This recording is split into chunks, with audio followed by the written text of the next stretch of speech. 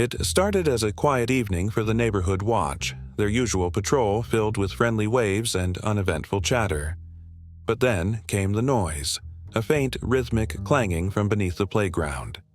At first, they dismissed it as the workings of nearby construction, but curiosity soon drew them closer. What they found shocked them. Hidden under the swing set was evidence of a secret tunnel. Someone was digging beneath their community, and as they would soon learn, the stakes were much higher than they ever imagined. The neighborhood watch gathered the next evening, their usual lighthearted patrol replaced by unease. Clara, the group leader, replayed the strange noises in her mind, unable to shake the feeling that something sinister was happening beneath the playground. "We need to figure out who's behind this," she said, her voice firm. "But carefully.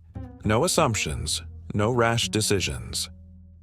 Their suspicions soon landed on a reclusive man who lived a block away. Known only as Mr. Grayson, he had moved into the neighborhood a few months earlier. He rarely spoke to anyone, kept his curtains drawn, and was often seen carrying heavy bags into his garage at odd hours. Rumors about him had already been circulating, but now they took on a darker tone. "Didn't he used to work in construction or something?" asked Mark, one of the more vocal members of the group. "That would explain how he could dig a tunnel like that." Clara hesitated. "We don't know anything for sure. Let's not jump to conclusions. We'll watch, document, and if necessary, involve the authorities." The group agreed, though uneasily. That night, they took shifts monitoring Mr. Grayson's house from a discreet distance. Around midnight, they saw him leave his garage carrying a large duffel bag. He moved quickly and deliberately, heading toward the playground. Hidden in the shadows, Clara and Mark followed. Under the dim glow of a streetlight, they watched as Grayson knelt by the swing set. He glanced around nervously before lifting what appeared to be a false patch of turf, revealing a small hatch. He slipped inside, and the faint clanging noise resumed. "That's it," whispered Mark. "He's the one digging." Clara grabbed his arm. "Wait, we need more than this. If we confront him or call the police now, he'll deny everything. We need proof." Reluctantly, they retreated, returning to their group with the details. The next day, Clara and the others decided to investigate further. While Mr. Grayson was at work, they inspected the playground. Beneath the swing set, hidden under the turf, they found the hatch. It was locked with a heavy padlock, but the faint sound of dripping water from below confirmed there was a space beneath. "This isn't just a random hole," Clara said, her voice tinged with both fear and determination. "He's building something, and we need to find out what." As the group stood in the playground, the weight of their discovery sank in. They were no longer just neighbors keeping watch. They were on the verge of uncovering a mystery that could change everything about their quiet community. The next morning, Clara convened the neighborhood watch at her home, the weight of their discovery palpable in the air.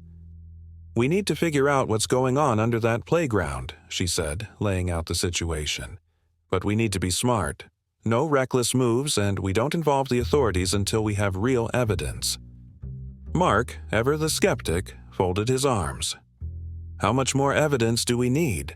The guy's sneaking around at night with duffel bags, and there's a hidden hatch under the swings. That doesn't scream innocence." Clara shot him a sharp look. "We don't know what he's doing. For all we know, it could be something harmless, though I doubt it. We need to be absolutely sure before we take the next step." That evening, under the cover of darkness, Clara, Mark, and two other members, Rachel and Peter, returned to the playground. Equipped with flashlights and a crowbar, they approached the hidden hatch. The padlock was still there, but Clara handed the crowbar to Mark. "Be careful," she whispered. "If this thing makes too much noise, we stop." Mark nodded and pried the lock loose with a soft grunt. The hatch creaked open, revealing a narrow wooden ladder leading into darkness.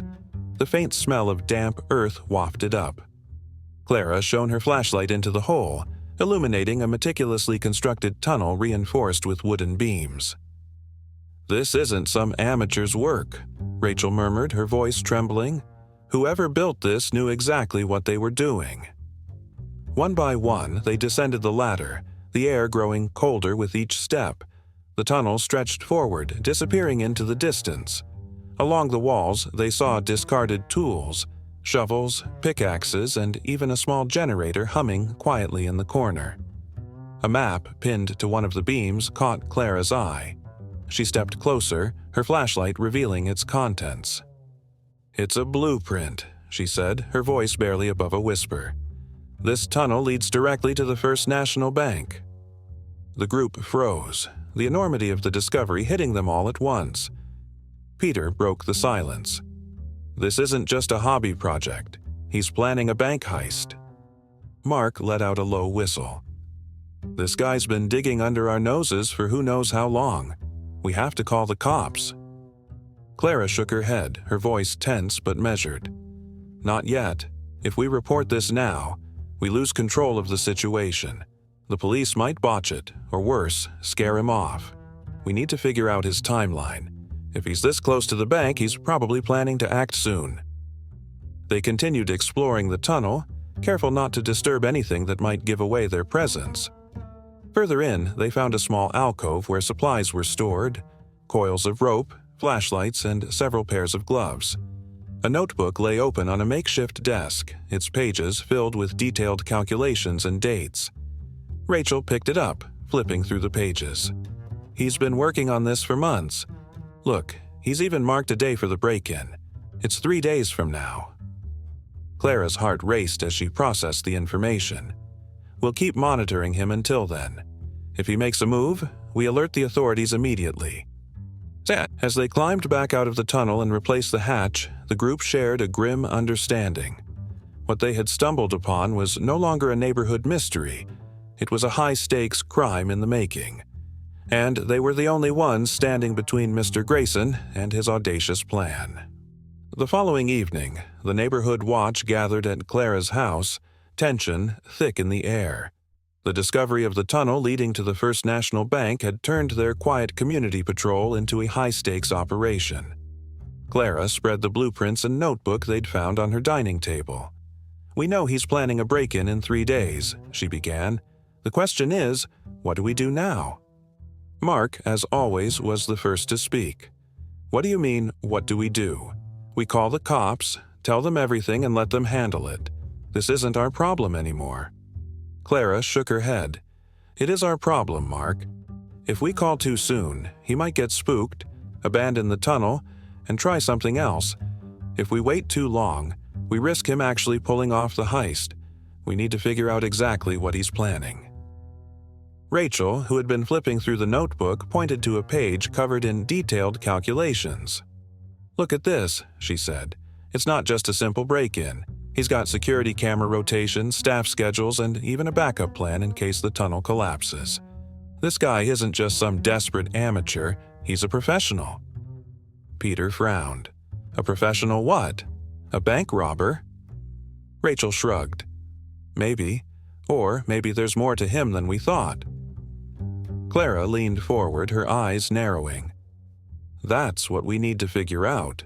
Who is this guy? How did he end up here, digging a tunnel under our playground?" Peter volunteered to dig deeper into Mr. Grayson's background. By the next morning, he had found more than they had bargained for. "His full name is Charles Grayson," Peter revealed during their next meeting. "He used to be a structural engineer, worked on some big projects, bridges, tunnels, even a couple of high-security facilities. But a few years ago, he was implicated in an embezzlement scandal. He wasn't charged, but he lost his job and reputation." Rachel's eyes widened. "So he knows exactly what he's doing."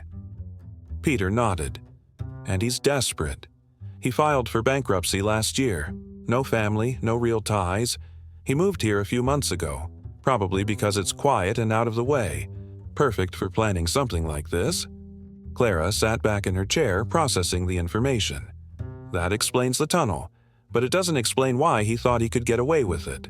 He must have a partner, or someone funding him." Mark scoffed. "You're giving him too much credit. He's just a washed-up engineer trying to score some quick cash." "Maybe," Clara replied, her tone sharp, But if he's working with someone, we need to know who. We can't afford to miss anything." That night, they took turns watching Grayson's house. Just after midnight, a black SUV pulled up in front of his garage. Grayson emerged, carrying a box which he loaded into the vehicle. The driver, a man in a baseball cap, exchanged a few words with him before driving off. Peter, stationed with binoculars, caught the license plate. "Got it. I'll run this tomorrow." The next day, Peter returned with grim news. The SUV is registered to a company linked to a man named Victor Alvarez. He's a known criminal, organized theft, money laundering, you name it. If Alvarez is involved, this isn't just a solo heist, it's part of something much bigger. Clara's stomach sank. This isn't just about the tunnel anymore. It's about stopping a whole operation. We're way over our heads. Mark stood, throwing his hands in the air. "Then, let's call the cops already." "Not yet," Clara snapped. "We need more. If Alvarez is involved, they'll need solid evidence to take him down. We'll monitor Grayson for the next 2 days and see if we can figure out his full plan." As the group disbanded for the night, the weight of their discovery loomed heavy. What had started as a strange noise under the playground had unraveled into a criminal conspiracy involving far more than a single man. And with the clock ticking toward the planned heist, the Neighborhood Watch knew their next steps could make or break the case. The Neighborhood Watch regrouped the next evening, each member burdened by the realization that their quiet community had become a staging ground for a criminal operation. Clara stood at the head of the table, her voice firm. "We need to focus on Grayson. If Alvarez is involved, Grayson might just be the front man. We need to uncover everything we can before the heist." Peter shared his latest findings. "I dug deeper into Grayson's financial records. After he filed for bankruptcy, he made several large cash deposits, totals that don't add up for someone who's supposedly broke. It's likely Alvarez has been funding him, but there's no clear paper trail. He's kept this operation airtight." Mark frowned. "Airtight? The guy's digging a tunnel under a playground. Doesn't sound so professional to me." Rachel shook her head. "Mark, that tunnel is engineered perfectly. He's been meticulous. He even accounted for soil shifts and water flow. This isn't amateur work." Clara held up a photo Peter had taken of the SUV's late-night visit. "Alvarez's involvement changes everything. If we can connect Grayson to him, we're not just stopping a heist, we're taking down part of an organized crime ring." As the group planned their next steps, Clara assigned shifts to monitor Grayson around the clock. The following day, Rachel and Peter took the first shift, discreetly parked in a car down the street. Around midday, Grayson emerged from his garage, a clipboard in hand. He wasn't carrying any tools or equipment, but his demeanor was tense, as if he were preparing for something critical. "Where's he headed?"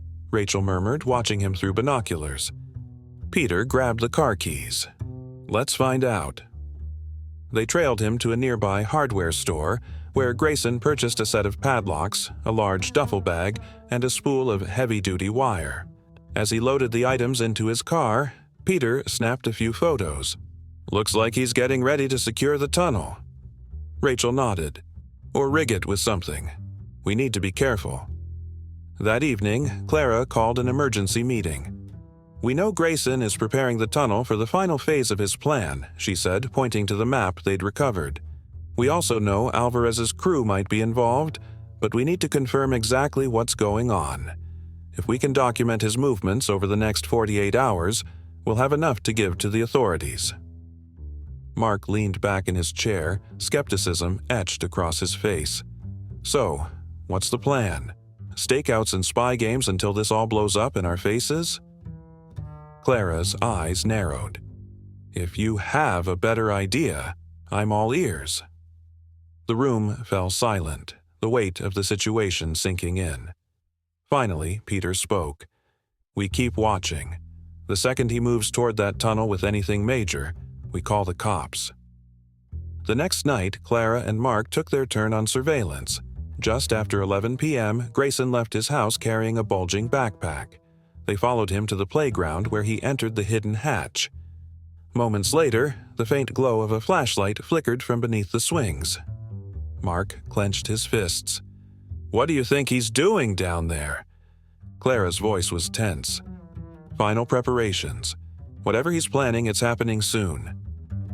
They watched in silence as Grayson emerged an hour later, his face grim and his movements hurried. As he disappeared into the night, Clara made a decision. "Tomorrow, we're going into that tunnel again. If we can find out what he's added, we'll have everything we need." The group agreed, their resolve stronger than ever. But as they prepared for the next day, an unspoken fear hung in the air. If Grayson was working with Alvarez, how far would they go to protect their plan? The next evening, the neighborhood watch met under the cover of darkness near the playground. Armed with flashlights and cameras, they prepared to re-enter the tunnel. Clara took a deep breath, her voice steady but tense. "We get in, document what we can, and get out quickly. If he's added anything new, we need to know." Peter nodded, gripping his flashlight. "Let's hope he's not in there." As they descended into the tunnel, the air grew colder, and the faint hum of the generator echoed around them. Clara led the way, her flashlight sweeping over the wooden beams and dirt walls.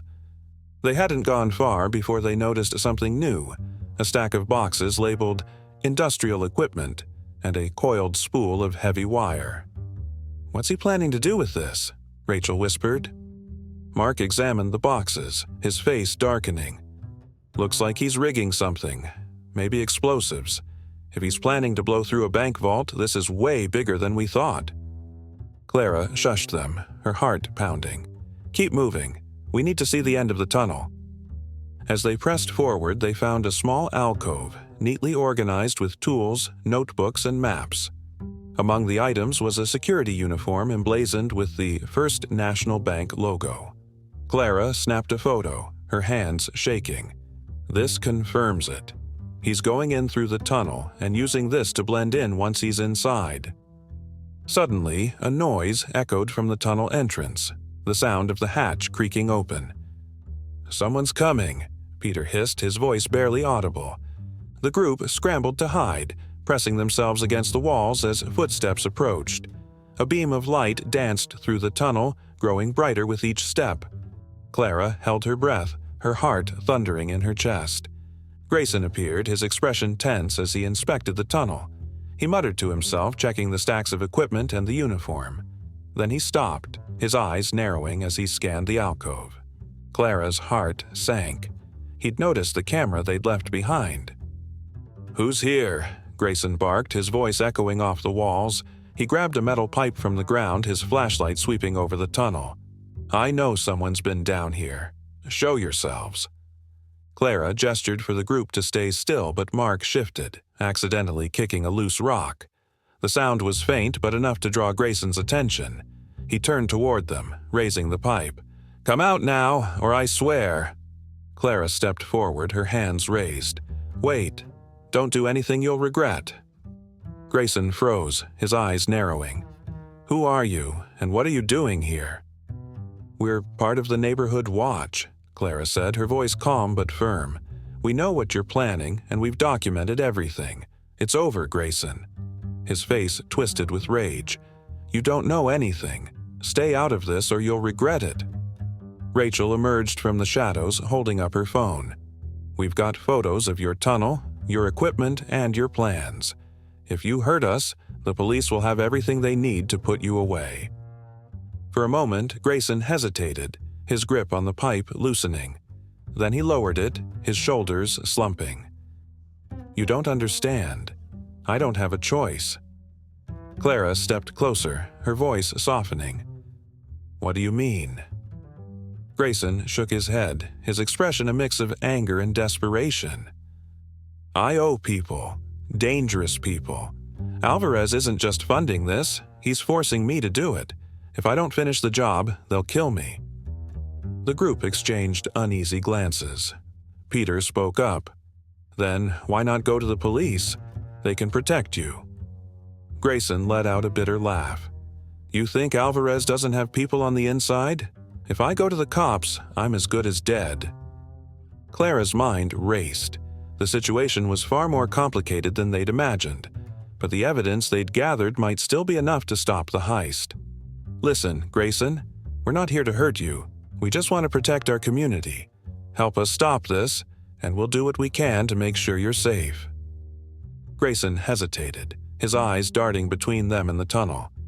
Finally, he nodded, his shoulders sagging.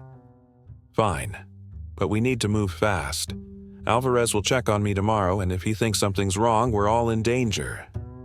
As the group climbed out of the tunnel, Clara felt a mix of relief and dread. They had a reluctant ally in Grayson, but the stakes had just risen. With Alvarez's involvement looming over them, they knew the next 24 hours would determine whether they could stop the heist, or if their quiet neighborhood would become the site of something far more dangerous. The next morning, the neighborhood watch met at Clara's house to formulate a plan. The tension was palpable. Grayson's confession had shifted the stakes from a local mystery to a fight against organized crime. Clara paced back and forth, her mind racing. Alvarez is coming tonight to check on Grayson. If we're going to stop this, it has to be before he gets here. Mark crossed his arms, his skepticism evident. And what if Alvarez shows up while we're in the middle of it? We're not exactly equipped to take on a criminal gang. Peter chimed in, his tone firm. "That's why we need the police. We've got evidence now. The tunnel, the plans, even Grayson's admission. It's time to hand this over to people who can actually stop them." Grayson, sitting quietly in the corner, finally spoke. "If Alvarez finds out you've gone to the cops, he'll shut this down and disappear. You won't get another chance to stop him." Rachel leaned forward, her voice calm but urgent. "Then what do you suggest? We can't just let this play out." Grayson hesitated, his eyes darting between the group. "Let me meet Alvarez tonight. I'll keep him distracted while you get the police involved. If you time it right, they can catch him before he realizes what's happening." The room fell silent as everyone considered the risk. Finally, Clara spoke. "It's dangerous, but it's our best shot. Grayson, are you sure you're willing to go through with this?" He nodded, his expression grim. "I don't have a choice." The group spent the rest of the day preparing. Peter compiled the evidence into a file to hand over to the authorities, while Clara rehearsed their plan to coordinate with the police. Rachel and Mark focused on setting up a vantage point near the playground to monitor Alvarez's arrival. As night fell, the tension reached a breaking point. Clara and Peter drove to the local police station, carrying the evidence file. The officer on duty, Sergeant Harris, listened carefully as Clara explained the situation. When she finished, he nodded. "This is serious. We'll deploy a team immediately, but you need to stay out of the way. This could get dangerous." Meanwhile, back at the playground, Rachel and Mark crouched behind a cluster of bushes, watching the hatch. Grayson stood nearby, visibly nervous as he waited for Alvarez. "How long do you think they'll take?" Mark whispered. Rachel glanced at her phone. "Clara said the police should be here any minute. Let's hope they make it before Alvarez does." The sound of tires crunching on gravel made everyone freeze. A sleek black SUV pulled up near the playground, its headlights cutting through the darkness. Alvarez stepped out, flanked by two imposing men. Grayson forced himself to stay calm as they approached. "Grayson," Alvarez said, his voice cold, "you've been quiet lately. I hope that means everything's on schedule." Grayson nodded, trying to steady his voice. "Everything's ready. The tunnel's reinforced, and I've got the equipment set up for the break-in." Alvarez eyed him suspiciously. "Good, let's take a look." As Alvarez moved toward the hatch, Rachel frantically texted Clara, "He's here. Hurry." Inside the police station, Clara's phone buzzed. She showed the message to Sergeant Harris, who barked an order to his team. "Let's move." Back at the playground, Alvarez descended into the tunnel, his men following closely. Grayson trailed behind, his heart pounding. Mark and Rachel watched from their hiding spot, straining to hear any sign of trouble. Minutes later, the distant sound of sirens pierced the air. Alvarez's men reacted instantly, pulling weapons from their jackets. "What the hell is this?" Alvarez snapped, glaring at Grayson. I don't know, Grayson stammered. I didn't call them. You better hope that's true, Alvarez growled, motioning for his men to follow him out of the tunnel. As the SUV's engine roared to life, police vehicles swarmed the area, blocking the exits. Officers spilled out, weapons drawn. Hands up! Don't move! Sergeant Harris shouted. Alvarez and his men froze, realizing they were surrounded. Grayson stepped out of the tunnel, his hands raised, relief washing over his face. Clara and Peter arrived moments later, watching as the officers secured the scene. The neighborhood watch regrouped, their faces a mix of exhaustion and relief. We did it, Clara said quietly, her voice trembling. We actually stopped them. But as the adrenaline wore off, the weight of what they had faced began to sink in. They had stopped the heist, but they couldn't ignore how close they had come to real danger. For a group of ordinary neighbors, their quiet lives would never feel quite the same again. Even though Alvarez and his men were in police custody, the tunnel beneath the playground remained a point of both mystery and danger. Sergeant Harris had allowed the neighborhood watch limited access to the scene while investigators combed through the area, and Clara was determined to see the full extent of what Grayson had built. This is where it all happened, Clara murmured as she, Rachel, and Peter descended into the tunnel under the supervision of an officer.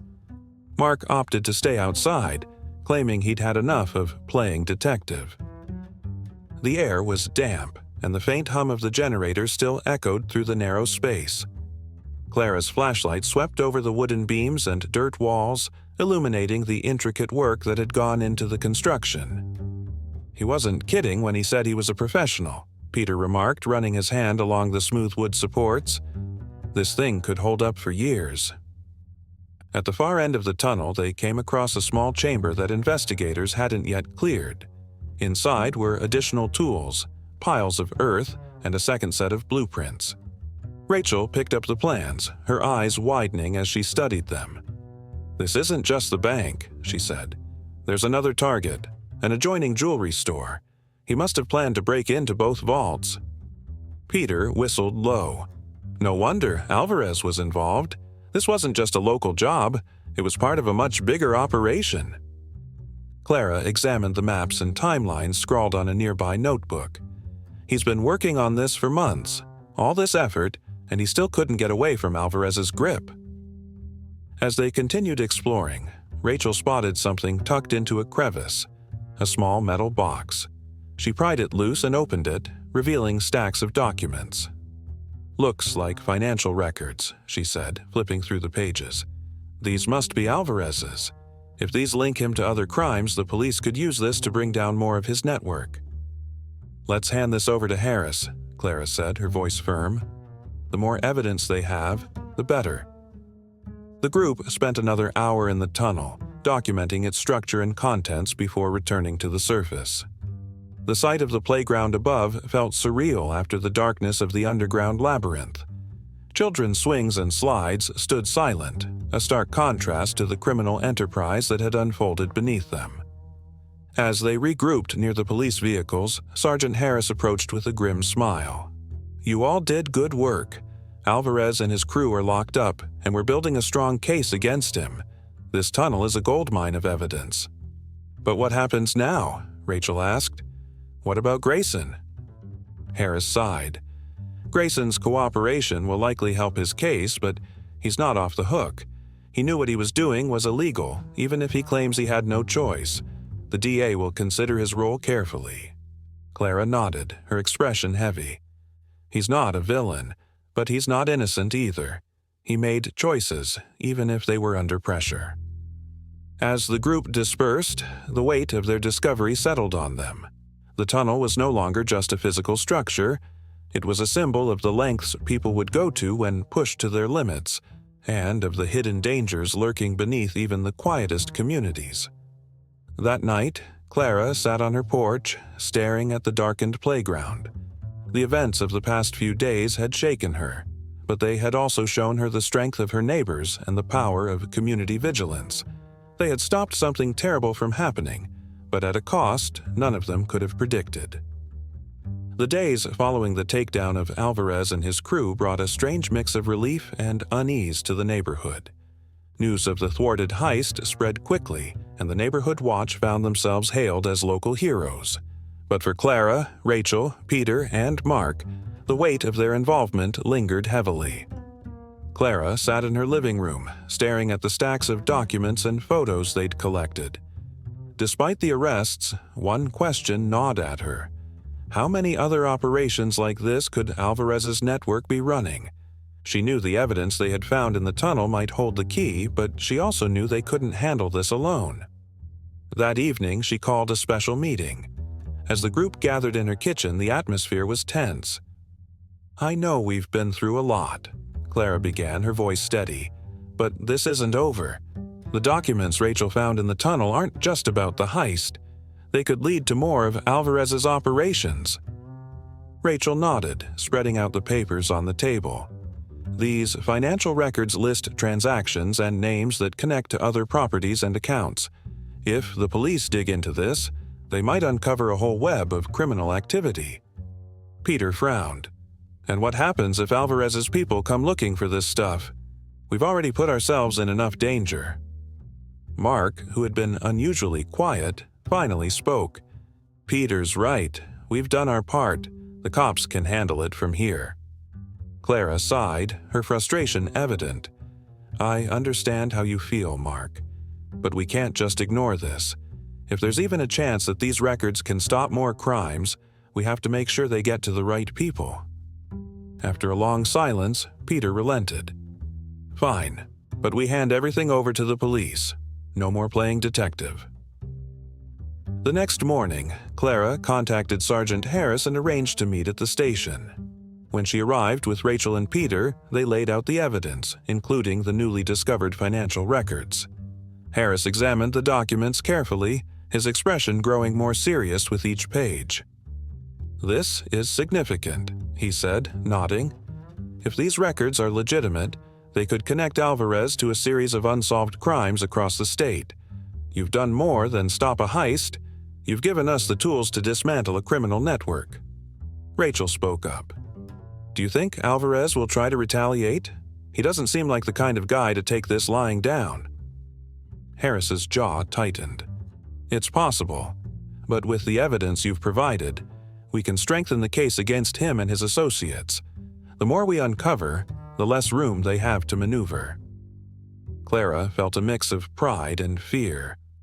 "What should we do in the meantime?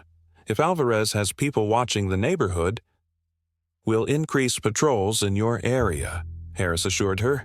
"And if you notice anything unusual, call us immediately. You've done more than enough already." As they left the station, Rachel turned to Clara. "Do you think we've really stopped them?" Clara hesitated before answering. "We've taken a step in the right direction, but this isn't something that ends overnight." That night, Clara stood at her window gazing out at the playground. The hatch to the tunnel had been sealed, but its presence lingered in her mind like a ghost. For the first time in weeks, the neighborhood felt quiet again, though she knew the peace was fragile. In her heart, Clara realized their actions had set something much larger into motion. They had uncovered a thread, but the full tapestry of Alvarez's crimes would take time to unravel. For now, all they could do was trust that the authorities would finish what they had started. The neighborhood buzzed with unease as Clara and the rest of the watch waited to hear updates from Sergeant Harris. The playground was quiet, its tunnel sealed, but the shadow of Alvarez's network loomed large. Then came the call. "We've identified additional properties linked to Alvarez," Harris explained over the phone. "We're organizing a sting operation to take down the remaining members of his crew. I thought you'd want to know." Clara relayed the news to the group that evening. Rachel's eyes widened. "They're going after the whole operation? That's huge." Peter nodded, though his expression remained serious. "If this works, it could dismantle everything Alvarez built. But if it doesn't—" Mark cut him off, his tone sharp. "Then it's not our problem anymore. We've done enough." Clara leaned forward, her voice firm. "It's not about what's our problem or not, Mark. This is bigger than us. The police need this to succeed." The group agreed to assist however they could, even if it only meant staying vigilant in case anything unusual happened in the neighborhood. Meanwhile, Harris and his team finalized the sting operation. They would target a storage facility on the outskirts of town, believed to house stolen goods and records connected to Alvarez's criminal enterprise. The night of the operation, the neighborhood watch gathered at Clara's house, anxiously waiting for updates. The police had set up a perimeter around the facility, and undercover officers had infiltrated Alvarez's inner circle. Harris had promised to inform Clara as soon as the operation was underway. At 10 p.m., Clara's phone buzzed. It was Harris. "We're moving in," he said. "Stay put and keep an eye out in case anyone tries to flee toward the neighborhood." As Clara relayed the information to the group, Rachel noticed headlights approaching the playground. "Someone's coming," she whispered, her voice tense. The car parked near the playground and 2 men stepped out. They glanced around nervously before heading toward the hatch. Clara's stomach dropped. "They're trying to access the tunnel." Peter grabbed his phone. "I'm calling Harris." Before he could dial, the men realized the hatch was sealed. One of them cursed loudly, kicking the ground. The other pulled out a phone and began talking animatedly. Clara strained to hear their conversation but caught only snippets. "Storage facility," Alvarez said to "Fall back." "They're connected to the sting," Rachel whispered. "We have to do something." Clara's mind raced. "Peter, call Harris. Tell him what's happening." As Peter relayed the information, the men climbed back into their car and sped off. The watch could do nothing but watch as the vehicle disappeared into the night. At midnight, Harris called back. "We got them," he said, his voice filled with relief. "The sting was a success. We arrested 3 of Alvarez's lieutenants, seized stolen property, and found enough evidence to tie them to multiple crimes." "What about the men who came to the playground?" Clara asked. "They're already in custody," Harris replied. "They were intercepted on their way to another safe house. Your tip helped us close the net." Clara exhaled, the tension finally leaving her shoulders. "That's incredible news, Sergeant. Thank you for letting us help." "No," Harris said. "Thank you. This operation wouldn't have been possible without the evidence you uncovered. You've done a lot of good for this community." The next morning, the neighborhood was abuzz with the news of the sting. Alvarez's network had been dismantled, and the once quiet community had played a pivotal role. The members of the watch gathered one last time at Clara's house, their relief mixed with a sense of pride. "We did it," Rachel said, smiling. "We actually stopped them." Peter nodded. "More than that, we helped take down something much bigger than any of us realized." Even Mark, usually the skeptic, looked impressed. "I guess all that sneaking around paid off after all." Clara raised her coffee mug in a toast. "To the neighborhood watch. We didn't just protect our community, we made it stronger." As they clinked mugs, the group felt a sense of closure. The tunnel was sealed, the criminals were in custody, and their neighborhood was safe once more. But the experience had changed them, leaving them more vigilant, more united, and more aware of the hidden dangers that could lurk even in the most peaceful places. The days following the sting operation brought a sense of calm to the neighborhood. The police presence dwindled, the playground returned to its usual hum of children's laughter, and the tunnel that had once been the center of so much turmoil was officially filled and sealed. For the neighborhood watch, the ordeal left them with both relief and lingering reflection. Clara invited the group over one last time to debrief. The mood was lighter than it had been in weeks, but there was a quiet undercurrent of emotion. "We did something incredible," Clara began, "but we also took risks, big ones. I keep thinking about how close we came to things going wrong." Peter nodded, leaning back in his chair. "We got lucky, no doubt about it, but I think we proved that ordinary people can make a difference when they work together." Rachel flipped through a scrapbook she'd been compiling, filled with newspaper clippings about the case. "Look at this," she said, pointing to an article headline. "Neighborhood Watch helps dismantle criminal ring." We weren't just protecting our block, we helped stop something that could have hurt a lot of people. Mark, ever the pragmatist, smirked. "And I bet we're the only neighborhood watch with a better arrest record than the local PD." Everyone laughed, the tension of the past weeks finally giving way to a sense of accomplishment. But as the laughter subsided, Clara's expression turned serious. "I think it's important we don't forget what we learned from this. Grayson, Alvarez, the tunnel, it all started because someone was desperate enough to make dangerous choices." Rachel nodded. "Grayson's story still sticks with me. He wasn't a bad person, but he got caught up in something bigger than himself." The group fell silent, each reflecting on the man whose actions had brought them together. Grayson's fate was still uncertain, but his cooperation with the police had earned him leniency. Clara had heard he was working to rebuild his life, though it would take time. As the sun set, Clara walked the group to the door, her heart lighter than it had been in weeks. The neighborhood felt different now, not just safer, but stronger. The experience had brought them closer, turning them from acquaintances into friends. A few days later, Clara sat on her porch watching the playground across the street. A group of kids raced toward the swings, their laughter filling the air. The hatch was gone, the ground restored, and the danger had passed. But Clara knew the lessons would linger. She reached for the notebook she kept nearby, jotting down her thoughts. Sometimes, the quietest places hide the biggest secrets, and sometimes, the smallest actions can make the biggest difference. As she closed the notebook, Clara smiled, feeling a sense of pride in what they had accomplished. The neighborhood watch had faced something extraordinary, and they had risen to meet it. Whatever challenges came next, she knew they were ready.